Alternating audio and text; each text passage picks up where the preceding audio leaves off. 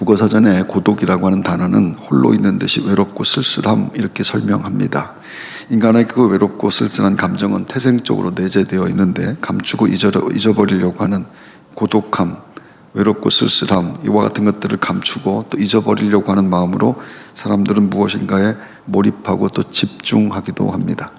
나약한 인간 욕망의 본질은 자신의 나약함을 숨기려고 하는 것인데 그것이 자신을 드러내고 자랑하고 싶은 것으로 분출되기도 합니다. 그래서 끊임없이 스스로 강해지려고 하는 시도와 또 자랑스러워지려는 그런 욕심이 생산되게 되죠. 심지어 그것은 신앙생활에서도 나타날 수가 있는 것인데 이를테면 하나님의 목적으로 하는 일들의 스스로에 대한 위로와 만족 그리고 또 인정받는 의인에 대한 동경이 심겨질 수가 있다라고 하는 겁니다. 스스로의 성숙과 자랑을 하나님의 영광으로 간주하게 되는 것인데 나는 하나님 앞에서 이런 자격이 있다 혹은 당신의 기쁨을 위해서 이렇게 노력해서 갖고 왔습니다 이렇게 자랑하고 싶은 것 칭찬해 주십시오라고 하는 그런 마음이 있을 수 있다라고 하는 것, 스스로의 만족을 위한 것을 하나님을 위한 것으로 포장하고 그리고 믿어버리게 되는 것들 말입니다. 그 증세가 심해지면 보편적인 상식과 윤리까지 무시되어서 가족을 돌보는 일도 포기될 수 있고 집을 팔거나 심지어 장기를 팔아서 헌금하는 분들도 생기게 됩니다. 주를 위해 목숨을 바친다라고 하는데 그것은 세상에 더할 수 없이 숭고한 가치로 스스로에게 인식되게 되는 것인데 말입니다. 하지만 그것들은 스스로의 힘으로 자기 불안감을 해소하려는 몸부림이고 하나님과 관계없는 일이며 자신을 위해서 자기 공허함을 채우는 일일 뿐이라 무엇보다 하나님은 그런 것들을 필요로 하지 않고 따라서 하나님은 우리에게 그와 같은 것들을 요구하지도 않으신다라고 하는 겁니다. 온 우주와 세상을 지으신 하나님 그리고 모든 것의 모든 것이 되시는 하나님, 그 하나님은 우리의 것을 탐내거나 우리의 것을 뺏지 않으십니다. 스스로 비참하고 초라해지는 것을 감수하면서까지 희생하는 것을 원하지 않으신다라고 하는 것, 따라서 자신의 삶을 파괴하는 희생과 헌신을 권면하고 칭찬하는 종교는 그것이 무엇이라 할지라도 다 사기꾼들입니다. 우리를 사랑하시는 하나님, 독생자를 희생시키기까지 나를 사랑하신 하나님은 내 삶을 소중히 여기시며 내가 소중히 여기는 것을 소중히 여기시며 보호하고 인도해 주시는 분인 줄로 저는 믿습니다. 하나님을 위해서 일하지 말라는 그런 얘기가 아닙니다. 헌신 없이 이기적으로 살아야 된다라고 하는 그런 뜻도 아닙니다. 하나님의 말씀을 잘 듣고 잘 알고 믿어야 된다라고 하는 것이죠. 열심히 믿는 것은 정말로 중요한 가치이긴 하지만 열심히 잘못 믿으면 인생에 큰 낭패가 만들어지기 때문입니다. 오늘 아침도 말씀을 잘 들으심으로 말미암아서 바르게 세워지는 믿음이 우리 모두에게 꼭 있게 되기를 바랍니다. 성경은 믿음이 없이는 하나님을 기쁘시게 하지 못한다라고 말씀하지요. 믿음이 없이는 하나님을 기쁘시게 하지 못하나니 하나님께 나아가는 자는 그가 계신 것과 또한 그가 자기를 찾는 자들에게 상 주시는 이심을 믿어야 할지니라. 그러면 하나님을 기쁘시게 하는 믿음이 어떤 것인지를 먼저 알아야 될 겁니다. 3년 동안이나 예수님을 따라다녔던 제자들은 그것을 몰랐습니다. 마지막에 그들은 모두가 부인하고 모두가 배신하고 그리고 모두가 흩어져 버렸죠. 믿는다고 했지만 사실 믿음 자체가 무엇인지도 몰랐다라고 하는 뜻이 될 겁니다. 예수님이 빌립보 가이사라 여러 마을을 다니실 때 일어난 일인데 제자들에게 너희는 나를 누구로 알고 있어? 라고 물으셨습니다. 너희는 나를 누구로 알고 따라다니고 있어? 그때 베드로가 주는 그리스도시요 살아계신 하나님의 아들입니다 라고 대답했죠. 그 후에 주님이 하신 말씀이 나는 죽고 사흘 만에 살아날 것이다 이렇게 말씀하는 겁니다. 인자가 많은 고난을 받고 장로들과 대제사장들과 서기관들에게 버림받아 죽임을 당하고 사흘 만에 살아나야 할 것을 비로소 그들에게 가르치시되 베드로는 하나님의 아들이 죽는다라고 하는 것이 무슨 뜻인지 알 수가 없었습니다. 그래서 안 된다 그런 말씀하지 말라라고 하죠. 드러내놓고 이 말씀을 하시니 베드로가 예수를 붙들고 항변하며 하지만 말씀대로 됐습니다. 예수님이 십자가에서 죽임을 당하시고 다시 살아나셨고 그리고 제자들에게 나타나십니다. 제자들에게 믿음이 생긴 것은 그때였다라고 성경이 말합니다. 이해할 수도 믿을 수도 없었던 말씀이 그대로 이루어졌는데 부활하신 예수님은 말씀의 성취였고 말씀이 이루어지는 것을 보면서 제자들에게 비로소 믿음이 시작되게 되는데 성경은 그것을 눈이 열렸다라고 표현합니다. 그들에게 비로소 눈이 열렸다. 정말 열심히 따라다녔는데 정말 열심히 함께 있었는데 그때까지 눈뜬 소경처럼 있었는데 그때 부활하신 주님을 만났을 때 눈이 열렸다. 부활하신 주님이 베드로에게 3번 네가 나를 사랑하느냐 이렇게 물으셨고요. 베드로는 주께서 아십니다 라고 대답합니다. 예수님은 믿음이라고 하는 것이 다른 것이 아니라 네가 나를 사랑하느냐, 하나님을 사랑하는 것, 그것을 믿음이라고 말씀합니다. 믿음은 하나님을 사랑하는 겁니다. 또한 그것이 복이 되는 것은 하나님을 사랑하는 것이 분명하다고 한다면 하나님을 사랑하는 자들에게 일어나는 모든 일들은 그것이 스스로 어떻게 인식되어지든 또 다른 사람이 그것을 어떻게 얘기하든 하나님을 사랑하는 것이 분명하면 그 사람에게 일어나는 모든 일들은 모든 것이 다 선이 된다. 우리가 알거니와 하나님을 사랑하는 자 곧 그의 뜻대로 부르심을 입은 자들에게는 모든 것이 합력하여 선을 이루느니라. 하나님을 사랑하는 자의 삶에 일어나는 것은 다 선을 이루는 재료가 되는데 세상에서 참된 선이라고 하는 것은 영원하고 진리되는 그런 선이라고 하는 것은 하나님의 뜻밖에 없기 때문에 그 말씀은 믿는 자는 하나님의 뜻을 이루는 인생이 된다라고 하는 뜻이 됩니다. 더할 수 없이 영광스러운 것, 내 삶에 일어나는 모든 것들은 하나님의 뜻을 이루는 것이 된다. 할렐루야. 하나님을 사랑하셔서 그 말씀이 여러분의 삶에도 그대로 증명되는 은혜가 꼭 있게 되기를 바랍니다. 그런데 본 적도 없는 하나님을 사랑하는 것이 어떻게 가능하겠는가? 보이지 않을 뿐만 아니라 들리지도 않고 만져질 수도 없는 하나님이신데 그 하나님을 어떻게 사랑할 수가 있겠는가? 그래서 어쩌면 사랑하고 싶은 것, 사랑해야만 하는 대상을 하나님으로 상정해 놓은 것일 수도 있다라고 하는 것이죠. 그래서 나는 정말 하나님을 사랑하는가 하는 문제는 계속해서 생각해야 됩니다. 성경은 인간이 직접 하나님을 사랑하는 것이 불가능하다라고 말씀합니다. 구약의 수많은 사람들이 하나님을 직접 사랑하려고 했고 그 유혹은 지금도 여전하죠. 하지만 불가능합니다. 말 그대로 그분은 보이지도 않기 때문입니다. 예수님이 그 말씀을 제자들에게 가르쳐 주셨습니다. 수많은 계명 중에 첫째 되는 계명이 무엇입니까? 서기관들이 하는 질문에 거기에 대한 대답으로 그 말씀을 하신 것입니다. 첫째 되는 계명, 수많은 계명 중에 첫째 되는 계명, 네 마음을 다하고 목숨을 다하고 뜻을 다하여 주 너희 하나님을 사랑하라 하셨으니 이것이 크고 첫째 되는 계명이요. 두 번째 계명, 둘째도 그와 같으니 내 이웃을 내 자신같이 사랑하라 하셨으니 첫째는 하나님 사랑, 둘째는 이웃 사랑. 근데 두 가지는 같은 것이라고 말합니다. 둘째도 그와 같으니라고 하는 말, 그 그와 같으니라고 하는 짝이라고 하는 말이고 같다, 호모라고 하는 그런 뜻입니다. 그러니까 첫째와 두 번째 계명이 같은 계명이다. 하나님 사랑과 이웃 사랑은 같은 것이다라고 말씀합니다. 온 율법은 내 이웃 사랑하기를 내 자신같이 하라 하신 말씀에서 이루어졌나니 같은 말씀을 야고보는 이렇게 말합니다. 너희가 만일 성경에 기록된 대로 내 이웃 사랑하기를 내 몸과 같이 하라 하신 최고의 법을 지키면 잘하는 것이거니와. 인간은 본질적으로 자기만 하는 이기적인 존재입니다. 그런 인간에게 타인을 향한 진실한 사랑이 나타난다면 그곳에서 하나님을 사랑하는 기쁨과 감격이 감지된다는 것이죠. 구원받은 성도는 이웃을 사랑하는 것으로 하나님 사랑이 표현되는 사람들입니다. 하나님을 사랑하는 마음으로 타인을 사랑하는 것, 하나님이 내게 그러셨듯이 어떤 대가를 바라며 기대하며 선을 베풀지 않습니다. 그렇게 주의 이름으로 사랑할 때 하나님의 마음이 느껴지고 하나님이 나와 함께 하신 것이 감지되는 것, 그것은 말씀을 실천하는 성도들이 느끼는 정말로 신비로운 기쁨인데, 여러분 그 신비로운 기쁨, 하나님이 뜻이 이루어지는 것, 하나님의 마음이 느껴지는 것, 그 신비로운 기쁨이 우리에게 있는 줄로 믿습니다. 근데 사람들은 그렇지만 그럼에도 불구하고 하나님 사랑과 이웃 사랑, 이것을 같은 것으로 인식하기가 참 어렵다라고 하는 겁니다. 하나님 사랑이 더 고상하고 거룩하고 또 가치 있어 보일 수밖에 없겠지요. 이웃을 사랑하는 것과 하나님을 사랑하는 것이 어떻게 같을 수가 있을까? 그래서 하나님을 더 사랑하려고 하는 그 노력, 그것이 뭐냐면 섬기는 것으로, 그리고 바치는 것으로, 절하는 것으로 자꾸 이해하게 되는 겁니다. 하나님께 나아가서 절하고 섬기고 바치고 하는 것들 말입니다. 그 희생과 헌신의 양에 비례하여 신앙의 만족을 느끼는 것인데, 근데 성경이 그러다가 다 망했다 이렇게 말씀하는 겁니다. 구약의 백성들이 열심히 섬겼습니다. 제사 드리는 것이 그들에게 거의 삶과도 같았습니다. 근데 정작 하나님에 대해서는 관심이 없는 겁니다.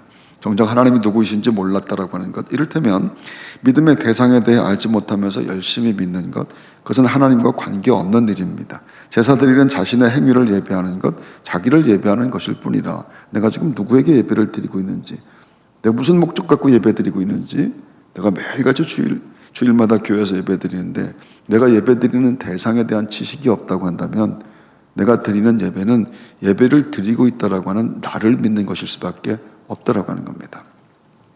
열심히 제사를 드리고 종교 행위를 하지만 하나님에 대해 알고 싶어 하지 않는 것.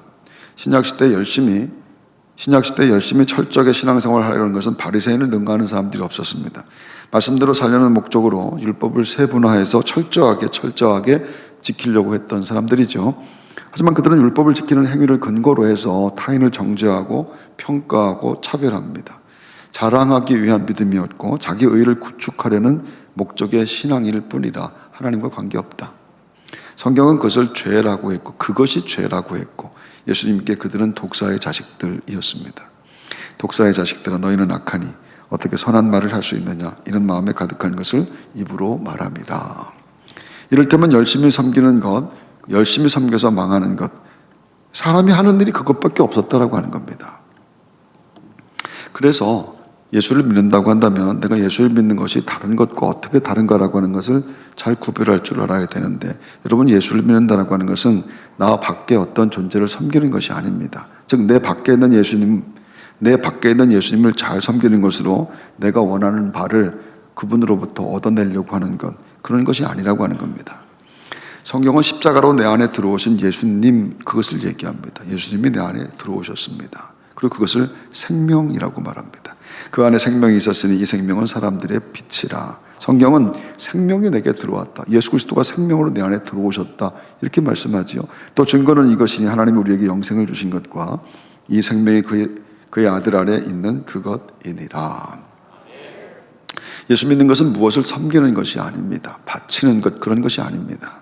내 안에 들어오신 예수님의 생명, 그분이 나를 살게 하시는 것, 그분이 나를 지배하고 통치하고 장악하셔서 나를 감격하고 감동하고 감사하는 삶으로 그분이 만들어내시는 겁니다. 내 안에 영원한 생명이 들어왔습니다. 그 성도만 할 수 있는 고백인데 그것이 분명한 고백이라고 한다면 내 형편이라는 것이 나아질 때도 있고 안 될 때도 있고 평안할 때도 있고 그리고 복잡할 때도 있고 그리고 불편하고 힘들고 고통스러운 때도 있는데 그런 것과 관계없이 그분이 나를 감격하고 감동하며 언제나 감사하게 살도록 만들어내시는 것, 생명이신 주님이 우리에게 들어오셨기 때문인 줄로 믿습니다. 그래서 성도는 같은 이유로 어떤 희생과 헌신이 주를 위한 것이 있다 할지라도 우쭐거리지 않습니다. 내 안에 예수님이 하시는 일이지 그것이 내가 하는 것이 아니다라고 하는 것, 그분이 내게 들어오셔서 하는 일이기 때문에 그것을 알아먹은 바울이 내가 사는 것이 아니요 오직 내 안에 그리스도께서 사시는 것이라 그렇게 말했는데, 성경은 그것을 믿음이 왔다 이렇게 말합니다. 믿음이 왔다. 말씀을 통해서 믿음이 내게 왔습니다. 여러분 그 고백이 여러분에게 있게 되기를 바랍니다. 즉 예수 믿는 믿음은 내가 만들거나 조종할 수 없는 분이 내게 들어온 것, 하나님이 내 속에 오시는 겁니다.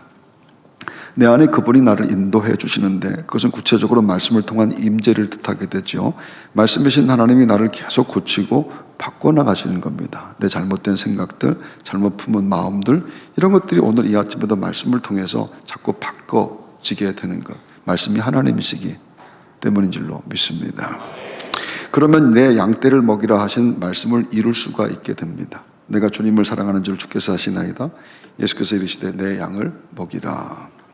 하나님을 사랑하는 마음으로 타인을 사랑할 수 있게 되는 것, 눈이 열려서 말씀이 하도록 만들어주심, 말씀이 그렇게 되도록 만들어주시는 것을 내 눈으로 보게 되는 것, 그것을 하나님의 은혜라. 할렐루야. 여러분 사람이 갖고 있는 눈은, 여러분의 지금 눈은 생각보다 굉장히 정교합니다. 눈의 지름은 24mm이고요. 무게는 7g 정도가 되는데 그것은 황점, 시신경, 공막, 맥락막, 수정체, 각막, 동공 이와 같은 것 등으로 구성되어 있습니다. 눈의 기능과 섬세함은 눈을 연구하는 이 과학자들도 깜짝 놀라는 그렇게 섬세하고 정교한 것들입니다. 사람은 눈으로 빛과 사물을 보는데 망막 속에는 간상세포와 추상세포가 들어있고 간상세포 속에는 1억 3천만 개의 세포가 들어있다고 합니다. 이와 때에 1 100조분의 1이라고 하는 약한 빛까지도 식별할 수 있다고 하니 우리가 가진 눈이 얼마나 정교한지 알 수가 있습니다. 그런 눈은 사물과 빛을 보는 신비적인 기능을 갖고 있는데, 이것은 우리가 갖고 있는 모든 이 육신의 지체 가운데 그래서 가장 중요하다고 하는 것이 눈이라고 이렇게 말하지 않습니까? 눈 좀 크게 뜨십시오. 하지만 사람에겐 또한 세계와 역사와 학문을 보고 판단과 결정과 결단을 하도록 만드는 그런 눈들도 있습니다. 그래서 같은 책을 보더라도 그것을 보는 사람이 있고, 그 내용을 한 번에 깨닫는 사람이 있고, 역사를 보면서 깨닫는 사람이 있고, 이와 같은 일들이 일어나게 되는 일들 말입니다. 그걸 지안 이렇게 말을 하는데, 하지만 성경이 가장 중요하게 말하는 눈은 하나님의 말씀을 보는 눈, 하나님이 하시는 일을 보는 눈, 그것이 하나님께서 우리에게 가르쳐 주신 가장 중요한 눈입니다. 내 눈을 열어서 주의 율법에서 놀라운 것을 보게 하소서. 하나님 내 눈을 좀 열어주십시오. 이렇게 기도하는 겁니다. 하나님 내 눈을 좀 눈을 떴는데 하나님 내 눈을 좀 열어주십시오. 이게 믿는 자들의 고백입니다. 그것은 하나님이 열어주셔야 되는 분, 하나님 나라를 보는 눈이 있다라고 하는 것을 말씀이 우리에게 가르쳐 주신 것이기 때문인 줄로 믿습니다. 아무리 눈이 좋아도 주님 신령한 세계를 보지 못하면 병든 눈이고, 나아가 그것은 성경에서 눈뜬 소경이라 이렇게 말하는 겁니다. 눈의 의미는 보는 것인데 눈의 가치는 무엇을 보느냐라고 하는 것으로 그 가치가 결정됩니다. 사람은 누구나 자기 생각과 마음을 지배하고 있는 것이 눈으로 보이기 마련인데, 소매치기는 다른 사람의 가방이 보이고, 도둑은 남의 집이 보이고, 남의 빈집이 보이고, 장사하는 분들은 손님이 보이고, 자동차를 만드는 분들은 자동차만 보이고, 예수의 사람들은 예수만 보입니다. 바울은 그것을 마음의 눈이라고 말을 했죠. 에베소 1장 18절에 19절, 너희 마음의 눈을 밝히사 그의 부르심의 소망이 무엇이며 성도 안에서 그 기업의 영광의 풍성함이 무엇이며 그의 힘의 위력으로 역사하심을 따라 믿는 우리에게 베푸신 능력의 지극히 크심이 어떠한 것을 너희로 알게 하시기를 구하노라. 제자들이 눈이 열려서 예수님을 보게 되었습니다. 하나님 앞에 자신을 부인하며 진실한 마음으로 예배하는 것, 그것은요, 죄와 욕망의 세상에서 거룩한 것을 보는 눈이 열렸다, 그런 뜻인 겁니다. 여러분, 오늘 아침에 하나님 앞에 진실한 마음 갖고 예배하기를 소망하고 하나님 전에 구름같이 가득한 하나님의 영광이 가득한 것을 보게 되는 것, 그리고 내가 정말로 하나님 앞에 진실함으로 내 마음을 열어놓기를 소망하는 것, 그건 눈이 열렸기 때문에 가능한 것이지, 눈이 열리지 않으면 절대로 하지 못하는 일들이라. 그래서 나만을 위해 살 수밖에 없는 인생이 이웃을 사랑하며 하나님을 사랑하는 사람으로 변화되게 되는 것입니다. 바른 믿음은 언제나 자기 자신의 눈을 의심하게 되어 있는데, 나만 아는 고독으로부터 만들어진 내가 품은 욕망의 가치를 끝없이 의심하는 겁니다. 내가 지금 열심히 하고 있는 것, 내가 지금 마음을 다 쏟아놓고 있는 것, 이것이 정말 내 욕망에서 나온 것인데, 고독에서 생산된 욕망으로부터 비롯된 것인지, 아니면 이것이 정말 하나님의 영광을 위한 것인지, 그걸 자꾸 의심하게 되는 겁니다. 말씀으로 만들어지는 눈은 욕망이 아니라 하나님을 바라보게 하고, 그래서 보이지 않는 그분을 더 사랑하고 그분을 더 찬송하게 되는 것, 그분 앞에서 사랑합니다 고백할 수 있게 되는 것, 점점 하나님 나라를 보는 믿음의 백성들인 줄로 믿습니다. 할렐루야. 양화진 선교사 묘지에는 루비 캔드릭이라고 하는 여자 선교사의 묘비가 있는데, 25살에 조선에 와서 8개월 선교하고 순교한 루비 캔드릭은 미국 텍사스 이 남감리의 소속으로 1907년 9월에 선교사로 조선에 왔습니다. 그녀는 첫 선교지인 개성에서 조선말을 배우면서 아동교육을 담당하는 선교사를 하다가 8개월 만에 순교를 했는데, 25살 꽃다운 청춘을 낯선 땅에서 마감하고 주님의 부르심을 받게 된 것이죠.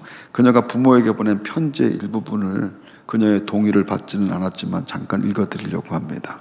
어머니, 아버지, 이곳은 탄압이 점점 심해지고 있습니다. 그저께는 예수님을 영접한 지 일주일도 안 되는 서너 명이 이 나라 관리들에게 끌려가 순교를 당했습니다. 선교 본부에서는 모두 철수하라는 지시가 있었지만 대부분의 선교사들은 그들이 전도한 조선인들과 아직도 숨어서 예배를 드리면서도 오히려 전도를 열심히 하고 있습니다. 아마 그들은 모두가 순교를 할 작정인가 봅니다. 그런데 저는 오늘 밤에 나도 모르게 유난히도 고향으로 돌아가고 싶은 마음으로 설렙니다. 어머니, 외국인들을 죽이고 기독교를 증오한다는 소문 때문에 내가 선교사 지망을 하고 출발하려던 그때 부두에까지 나와서 저를 끝까지 말리셨던 어머니의 얼굴이 자꾸 제 눈에 어른거립니다. 아버지, 어머니, 어쩌면 이 편지가 마지막이 될는지도 모릅니다. 나를 위해서 기도에 많이 해주시기를 부탁드립니다. 사랑하는 딸 루비가 조선에서. 25살밖에 안 된 자매가 어떻게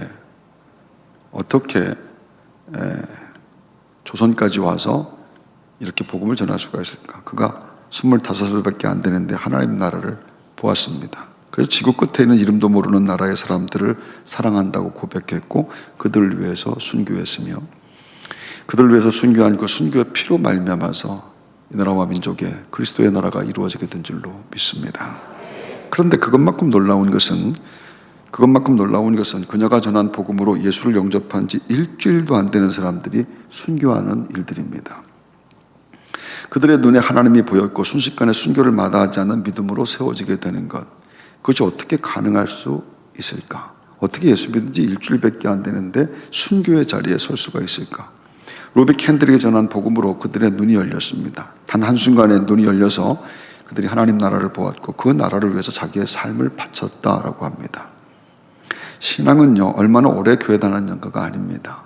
나는 어떻게 수십 년을 교회를 다니는데 나는 이렇게 수십 년을 예수 믿는다고 하면서도 내 눈에 보이는 것은 세상밖에 없는 것인가? 나는 이렇게 목사가 되었는데도, 내가 이렇게 장로가 되었는데도 나는 왜 그분 나라를 위해서, 그 나라를 위해서 살지 못하는가? 신앙은 연륜이 아닙니다. 직분 같은 것도 아닙니다. 말씀으로 눈 뜨는 것이 구원의 시작인 줄로 믿습니다. 욕망의 눈으로 살던 사람이 믿음의 눈이 띄어지게 되는 것, 그래서 하나님 나라를 보게 되는 것, 그분의 마음으로 타인을 사랑하게 되는 것, 그때부터 구원이 시작되게 되는데 그 부인할 수 없는 분명한 구원의 역사가 여러분에게도 꼭 일어나게 되기를 바랍니다. 할렐루야. 저는 목사라서 수도 없이 장례를 치렀고 수많은 죽음의 순간, 그리고 영원히 떠나버린 시신을 보았습니다. 사람들이 장례를 치르며 숙연해지는 것은 사람이 눈에서 없어졌기 때문입니다.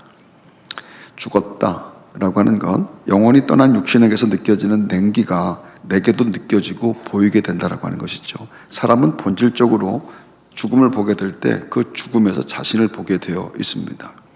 그래서 영원히 떠난 육신이라고 하는 것은 그냥 물건일 수밖에 없는 것인데 금방 살았던 사람이 완전하게 다른 존재로 변화되는 것을 보면서 거기서 자기를 보는 겁니다.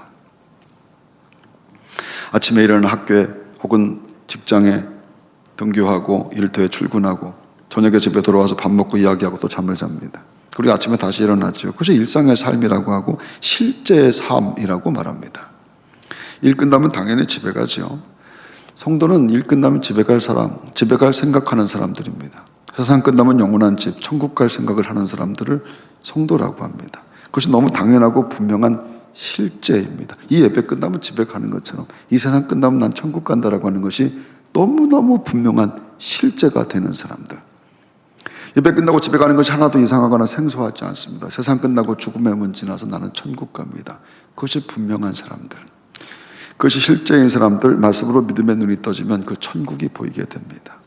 그래서 구원받은 지 일주일 되어서도 순교할 수가 있는 것이고요. 그 집이 영원한 집, 그 집이 진짜 내 집이기 때문에 세상은 하나님 나라를 위해 잠깐 사는 곳임을 볼 수 있기 때문에 그런 것입니다. 신앙은요, 나를 위해 죽으신 하나님을 사랑하는 것을 말합니다. 그것을 표현할 수 있는 방법이 이웃을 사랑하는 것이고 그 이웃 사랑하는 것이 천국을 전하는 것입니다. 이웃에게 생명이신 예수를 전해주는 것, 그것보다 더 큰 사랑이 세상에 어디에 있을까?